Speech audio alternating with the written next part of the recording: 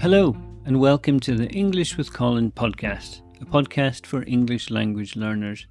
My name's Colin, I'm an English teacher in Tokyo, and if you're looking to improve your English skills and gain more confidence in your ability to communicate in English, you've come to the right place. In these episodes, I'll provide you with short conversations in English that cover a range of topics, from everyday situations to more specialised subjects. These conversations are designed to help you practice your listening skills and pick up new vocabulary and grammar along the way. Regular listening practice is key to improving your English, and I hope this podcast will become a valuable resource for you on your language learning journey. So sit back, relax, and enjoy the conversation. And remember, the more you listen, the more you'll learn.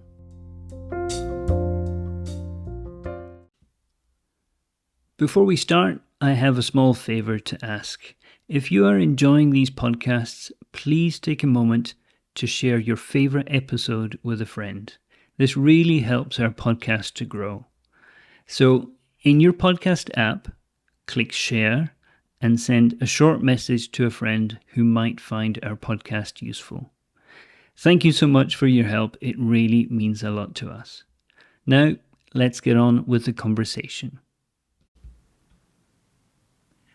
This is episode 42, and today's topic is tsunami and typhoons, Japan's battle with nature.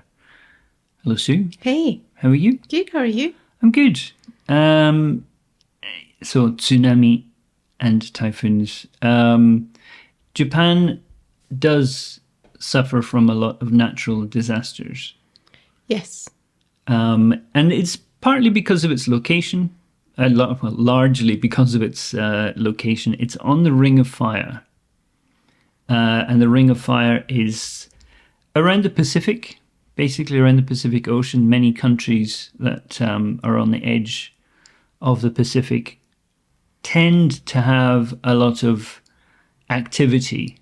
Mm-hmm. So earthquake activities or volcanic activities. So countries like Chile, Peru, Mexico, New Zealand would also be on there, Japan. And Japan actually gets probably more earthquakes per year than any other country in the world, I think. It's certainly one of the most earthquake-prone countries in the world. So yeah, maybe let's start with earthquakes. So these kind of big tectonic plates kind of hitting together or sliding past each other, or even one plate going under the other plate. There's a lot of movement possibilities, but it produces around 1,500 earthquakes per year in Japan. Yeah. Which is incredible. I usually feel like if there's been several weeks or a couple of months with no little shakes at least, I worry.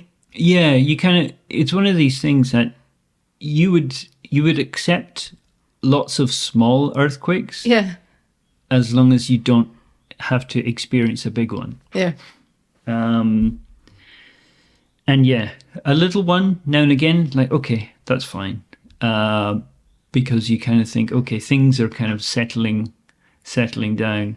But yeah, a long period with no earthquake can make people a little bit nervous.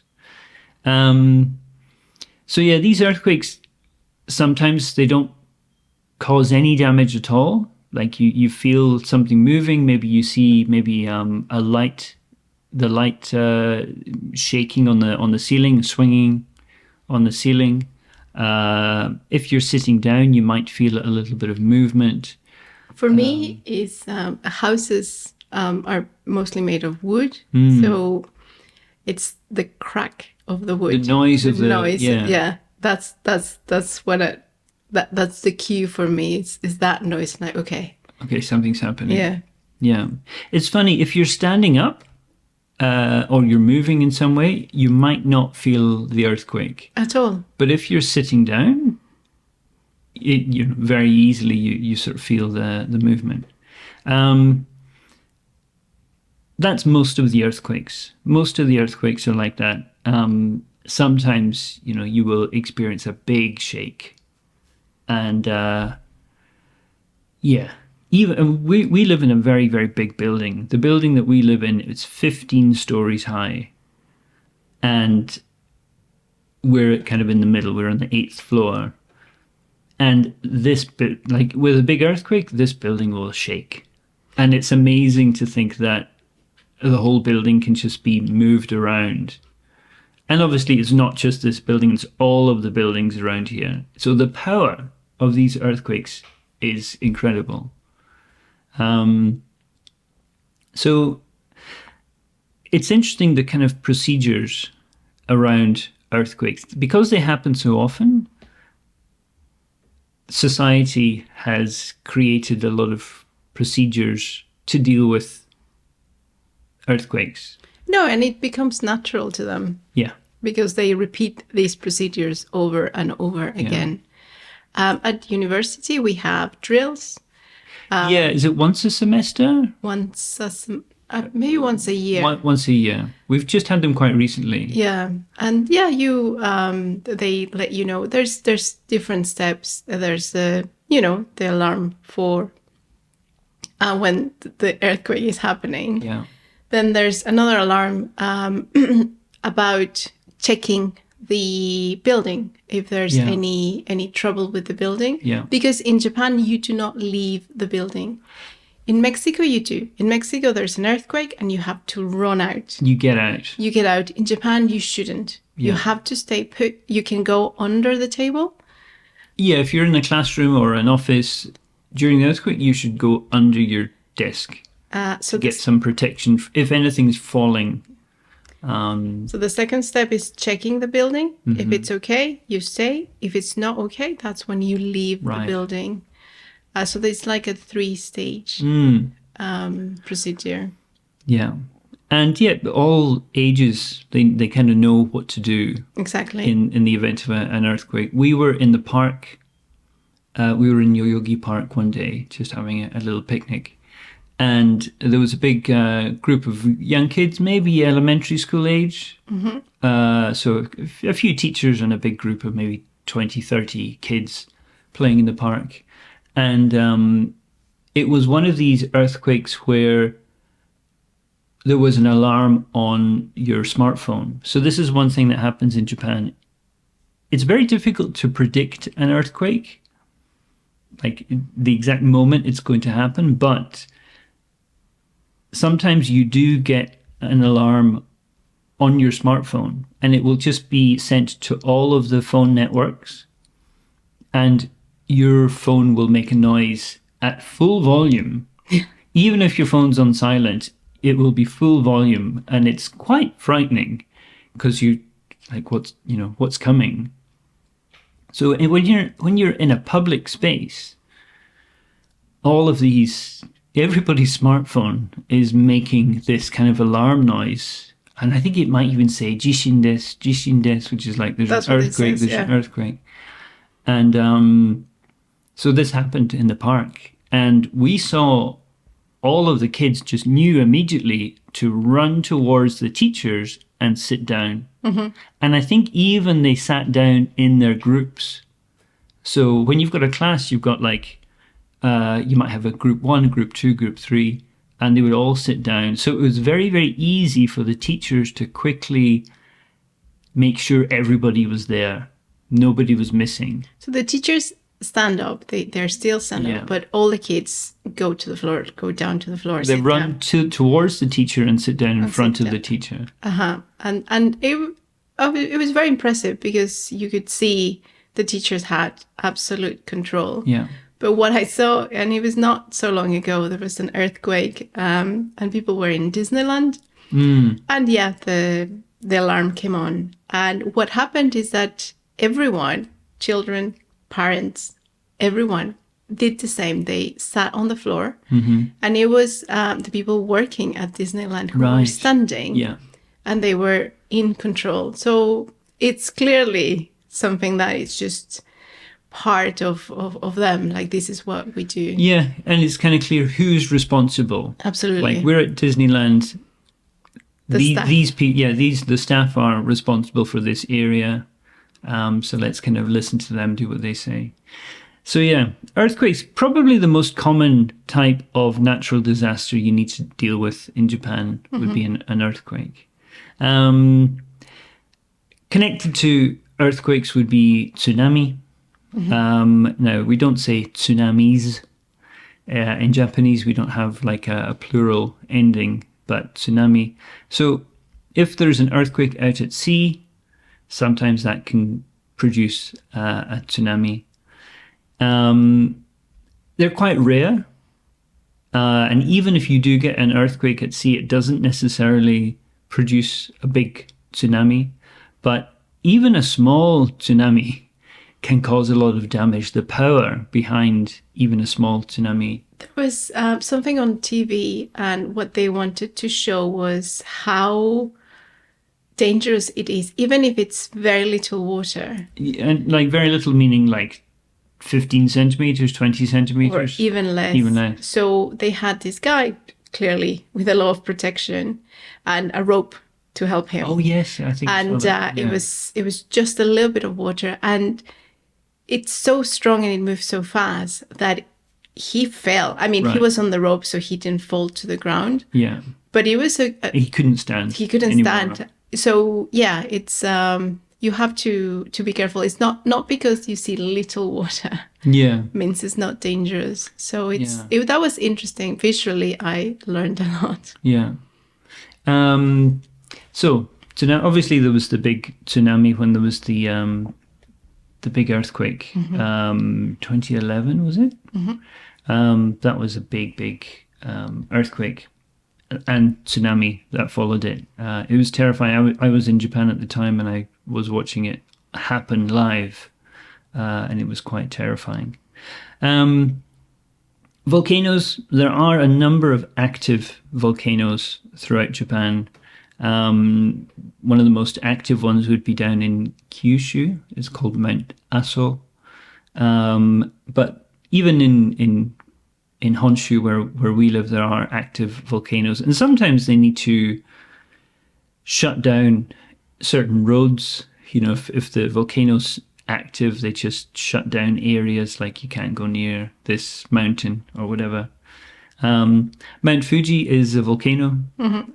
We call it Mount Fuji, but it is a volcano. It's not active, but there's always the risk. Like, it seems like every 200 years or something like that, it does erupt. And I think it's due to erupt. It should have erupted by now.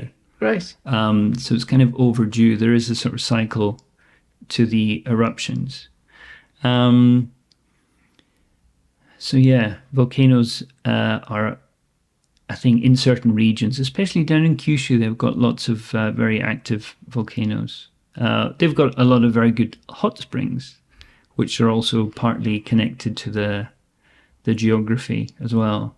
One that we've experienced relatively recently was typhoons. There was a very big typhoon in 2019 that hit Tokyo. It was during the Rugby World Cup. And a lot of rain. The wind was not so strong. I don't remember the wind being very strong, but it was the rain. And we live very close to a river, right next to a river, and that flooded incredibly. It was an incredible amount of water that was coming through the river. So much so that it damaged the bridge next to us, and it took a long time to repair that bridge. So yeah, very, very heavy rain, and that can lead to landslides. Which I think are the most terrifying. Yeah, landslides where just... Japan, once you get outside of Tokyo, Japan is very mountainous. Lots and lots of mountains. I think 80% of Japan is a mountain. or very, very steep hills. So yeah, heavy rain can produce landslides, and yeah, it can just, the whole side of a hill can just disappear collapse in seconds. In seconds. So whenever there's a typhoon coming through, often you see landslides, and it can just, a road can disappear, a bridge can disappear, houses can disappear. Yeah, it's pretty tough. Yeah, I mean, one thing we mentioned about earthquakes is there's a lot of there's a lot of building regulations now to make sure that new buildings can withstand certain levels of earthquake. So any new buildings must be able to withstand maybe, I don't know, like a level 7 or 7.5 earthquake. I'm not sure exactly what the regulations are. So that's important. So generally, I think unless it's a really, really, really big earthquake, if you're in a building, you're probably going to be okay. Mm-hmm. Even Tokyo, there's relatively little damage when they had the big earthquake in 2011. You would expect more buildings to have been damaged, but because of the regulations, people were generally okay. Where I used to live in Niigata, I remember there being a big earthquake, and because many of the buildings were old and they were wooden and they had very heavy tiles on the roof, mm-hmm. When those buildings start to move, the heavy tiles on the roof, they cause the house to collapse. And yeah, that's where a lot of the casualties, a lot of the deaths happened, was these old buildings collapsing. One of my peers at work, another professor, he was saying that he lives in one of these old houses. Mm-hmm. The roofs are a problem not only for earthquakes but also the typhoon. So they have to leave the house during a big typhoon, mm-hmm. because of the roof. Oh, really? Yeah. Right. That's interesting. So yeah, just the last thing to mention here is how prepared. We talked about the drills, mm-hmm. that happen, and everyone knows what to do. The kids know what to do. But also part of the preparedness, being prepared for these disasters, is making sure that you've got water, mm-hmm.